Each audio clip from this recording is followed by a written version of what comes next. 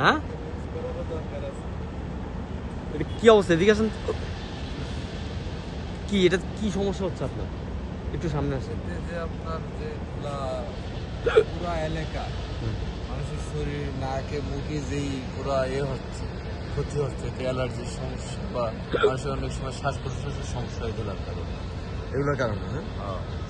এটার জন্য এই যে সমস্যাটা যে হচ্ছে, এটার জন্য আপনি এই কোম্পানি কাউকে বলছেন, জানাইছেন? আসলে আমরা এই কোম্পানি তো নদীর ওপারে হওয়ার কারণে হয়তো আমাদের সাথে সাক্ষাৎ না হওয়ার কারণে আমরা বলতে পারিনি, কিন্তু আমরা এখানে এপার যারা উদ্যতন আছে তারা তো ইচ্ছে করলে পারে এগুলা প্রতিহত করতে, কিন্তু তাদের হয়তো বা কোনো চেষ্টা না থাকার কারণে এটা বন্ধ হয়। আচ্ছা, এই জায়গার মধ্যে আপনার এই ধুলাবালু যে এগুলো কি আপনি বলতে পারেন? কি ক্ষতি হয় আপনার? এটা এক জাতীয় জীবাণু, যেমন পাথর বালু মিলে এটার যে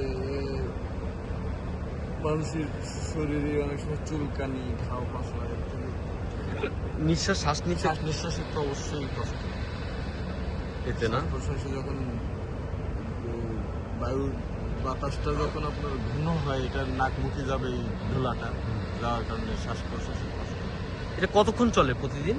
এটা সারা রাত চলে এবং দিনেও চলে অনেক সময়। সারা রাত চলে, দিনেও চলে? এবং এটা তো মনে হয় পুরো এলাকার মধ্যে, এটা তো ঢাকা। পুরা এলাকা, পুরা ঢাকা। এটা ঢাকা কোন জায়গায়? এটা হচ্ছে আপনার আমিনবাজার বরদেশি বলে জায়গাটার নাম, কিন্তু এটা হচ্ছে তুরাগ নদীর তীরে। এটা গাবতলী মানুষদের অনেক কষ্ট হচ্ছে নাকি? গাবতলী, আমিনবাজার যা আছে মোটামুটি এলাকায় পুরা এই ধুলাটা স্পষ্ট বোঝা যাচ্ছে।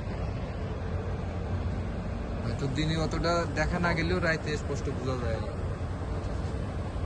ঠিক আছে।